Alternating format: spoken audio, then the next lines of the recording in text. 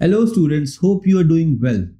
As you know that we are continuing with the chapter of kinematics. In the previous classes, we have seen many types of velocity time graphs and displacement time graphs. So basically in this class, we have a situation in which we have to sketch a lot of displacement and velocity time graphs, right? So the question statement is sketch displacement time and velocity time graphs. Graph nahi, graphs. You have to draw many graphs, right?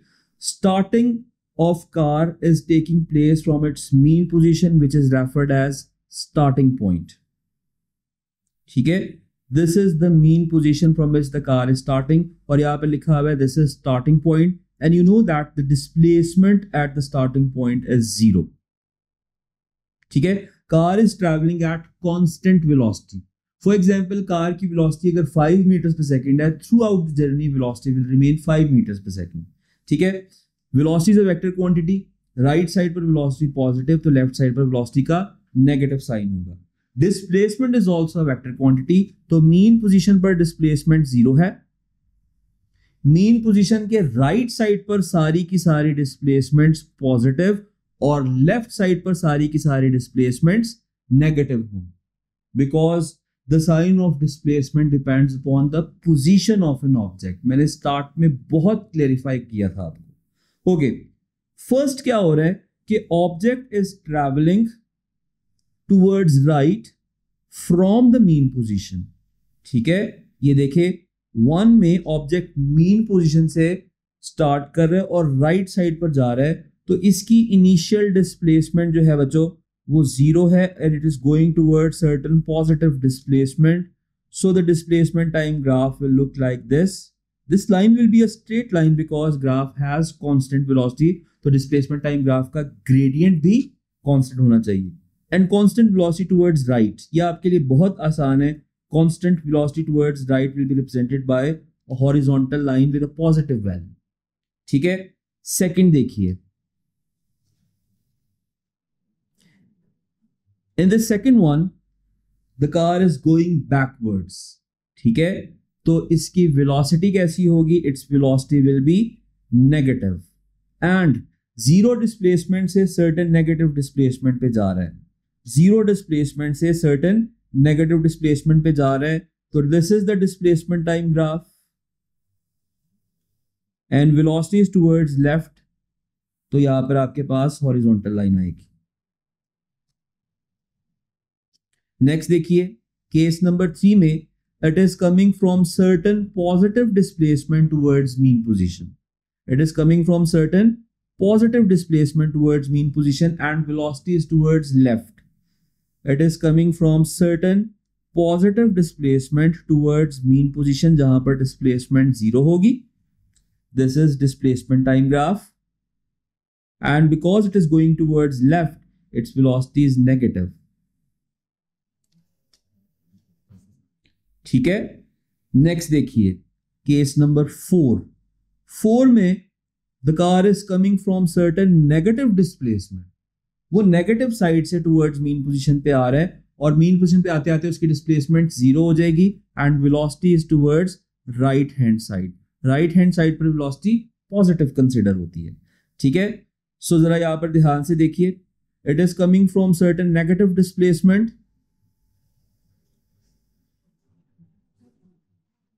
towards the mean position and velocity is towards right, which is represented by positive velocity. अच्छा, अब एक चीज जो एक coherence यहां पर create हुई है वो ये है कि फर्स्ट वाले ग्राफ का अगर आप ग्रेडियंट लेंगे तो आपके पास सेकंड ग्राफ आ जाएगा. Why? Because the gradient of displacement time graph gives the value of velocity, right? First displacement time graph rising है तो वेलोसिटी भी पॉजिटिव है. Second displacement time graph is a falling line तो velocity भी negative है.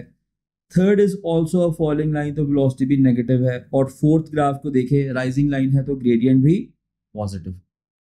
Right, let's apply the same concept on this new situation. Sketch the displacement time and velocity time graphs. Situation कुछ उसी किस्म की है लेकिन कंडीशंस थोड़ी सी डिफरेंट है. Car is traveling at constant acceleration. Acceleration का मतलब है कि कार की स्पीड इंक्रीज कर रही है। प्रीवियस पार्ट में कार की स्पीड कांस्टेंट थी, यहां पर कार की स्पीड इंक्रीज कर रही है यूनिफॉर्मली इंक्रीजिंग वेलोसिटी, इसका मतलब है कांस्टेंट एक्सेलरेशन है and it's initial velocity is 0। जरा 1 को देखिए, 1 में car is going towards right, ठीक है, तो राइट साइड पर वेलोसिटी पॉजिटिव होती है। हम सबसे पहले वेलोसिटी टाइम ग्राफ ही स्केच कर लेते हैं। तो पॉजिटिव वेलोसिटी और कांस्टेंट एक्सेलरेशन का मतलब है straight line and constant gradient of velocity time graph, ठीक है। And car is going from zero displacement to certain positive displacement, ठीक है। अब डिस्प्लेसमेंट टाइम ग्राफ का ग्रेडियंट कैसा होना चाहिए? बिकॉज वेलोसिटी इज इंक्रीजिंग, तो डिस्प्लेसमेंट टाइम ग्राफ का ग्रेडियंट भी इंक्रीजिंग होना चाहिए, like this, right. Now move on to the next part, which is part number 2.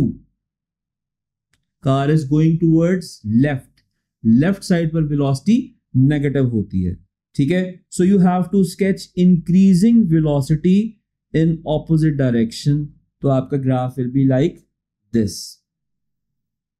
और डिस्प्लेसमेंट टाइम ग्राफ कैसा होगा 2 में?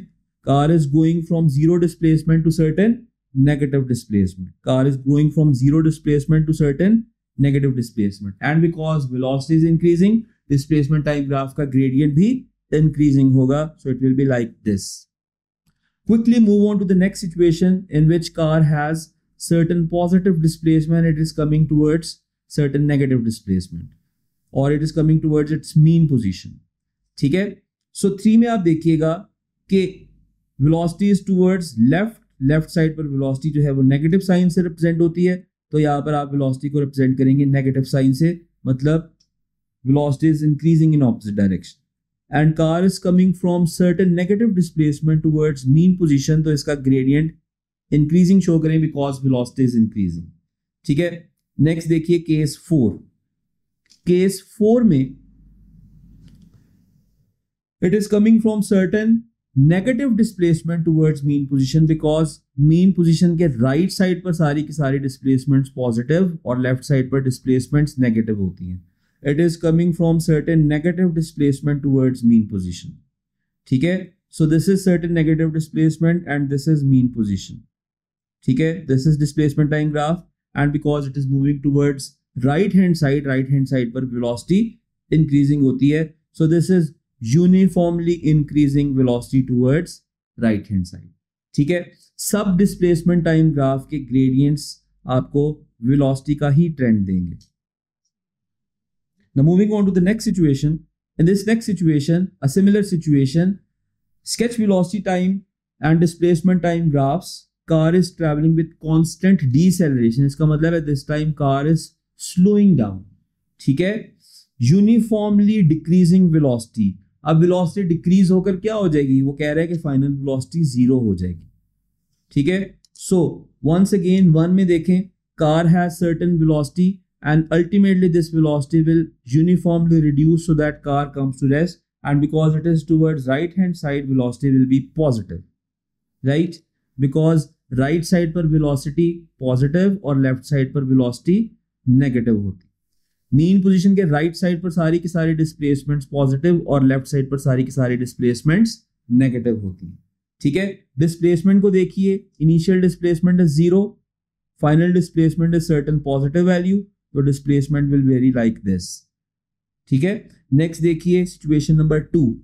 सिचुएशन नंबर 2 में car is moving towards left और इस वेलोसिटी जो है वो रिड्यूस हो रही है। सो सिचुएशन नंबर 2 में इनिशियल डिस्प्लेसमेंट 0 है और फाइनल डिस्प्लेसमेंट सर्टेन नेगेटिव है, और बिकॉज डिक्रीजिंग वेलोसिटी है तो डिस्प्लेसमेंट टाइम ग्राफ का ग्रेडियंट भी डिक्रीजिंग ग्रेडियंट होगा, ठीक है। And it is decreasing velocity towards left, decreasing velocity towards left, तो नेगेटिव वेलोसिटी होगी और अल्टीमेटली वेलोसिटी डिक्रीज होकर कितनी हो जाएगी? 0 हो जाएगी, ठीक है।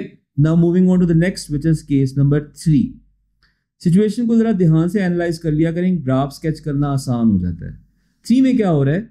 3 में car is at certain positive displacement, it is coming towards mean position, ठीक है। 3 में car is at certain positive displacement and it is coming towards it's mean position.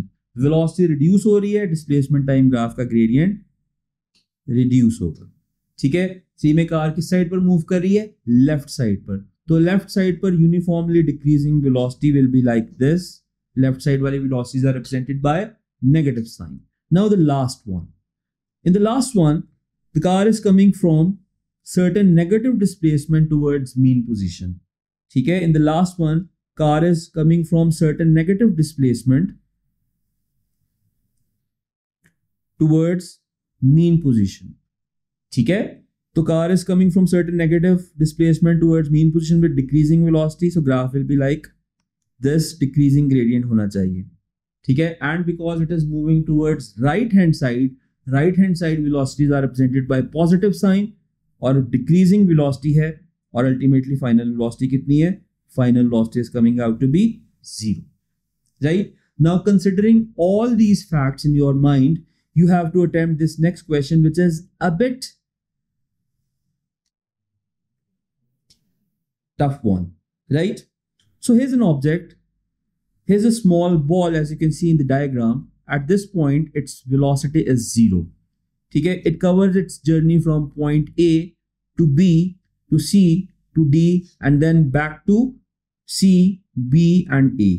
ठीक है, so इसके जर्नी की जो पाथ बन रही है that is from A to B to C to D and then back to C, B and then A।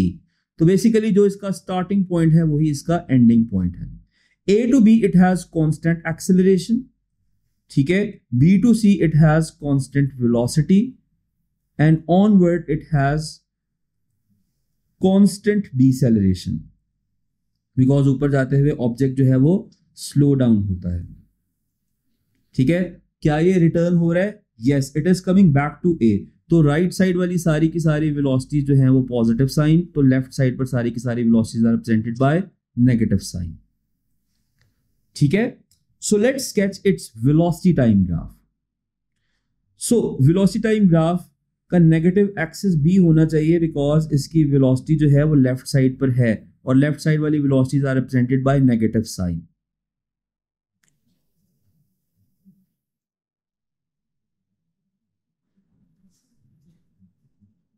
let's sketch its velocity time graph। the quantity along y-axis is velocity and the quantity along x-axis is time। Point A पे it has 0 velocity, जो कि B तक आते आते uniformly increase होती है।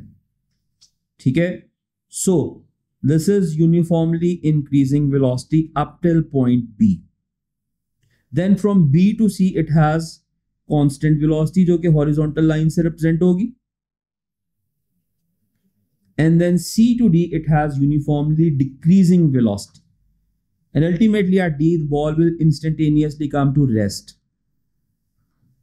ठीक है, आप ग्राफ पे सारे के सारे पॉइंट्स लेबल करें, this is point A, this is B, this is C and this is D। so ball takes a turn at this point, तो इसकी वेलोसिटी एकदम से पॉजिटिव से क्या हो जाएगी, negative. Now its velocity will increase in opposite direction. ठीक है, तो इसी ग्राफ को आप कंटिन्यू करेंगे, that velocity is increasing in opposite direction up till point C। then C to B the ball travels at constant velocity but in opposite direction।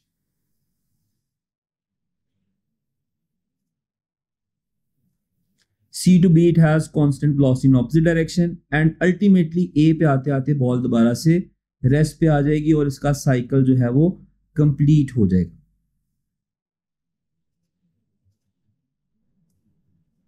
And this point is point A।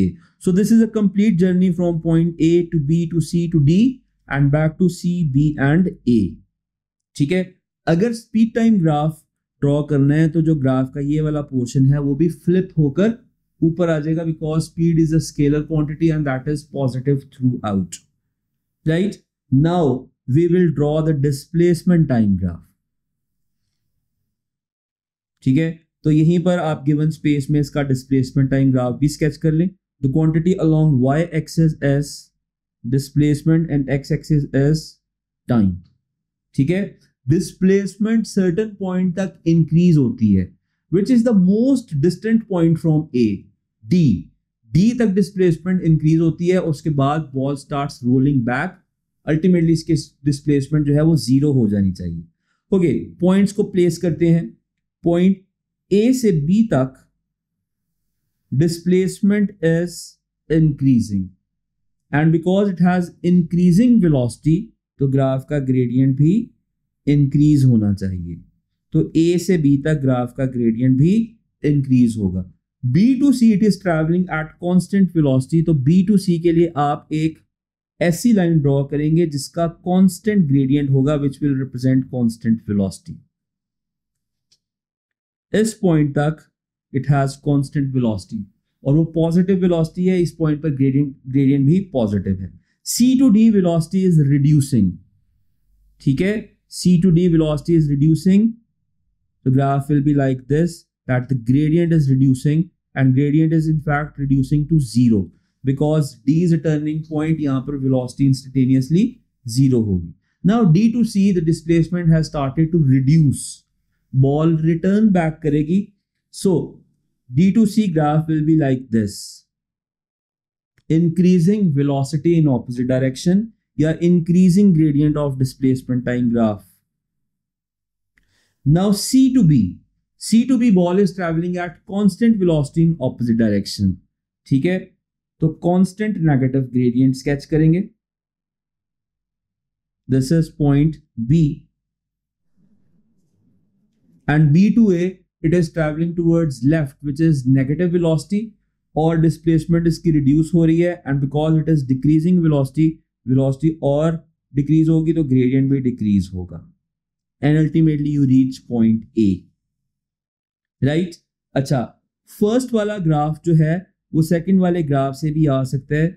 Actually you have to take gradient of displacement time graph to get velocity time graph, ठीक है।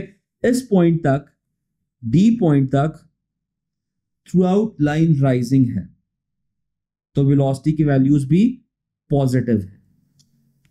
उसके बाद जो line है वो falling है तो gradient negative है, इस वजह से वेलोसिटीज की वैल्यूज भी नेगेटिव है।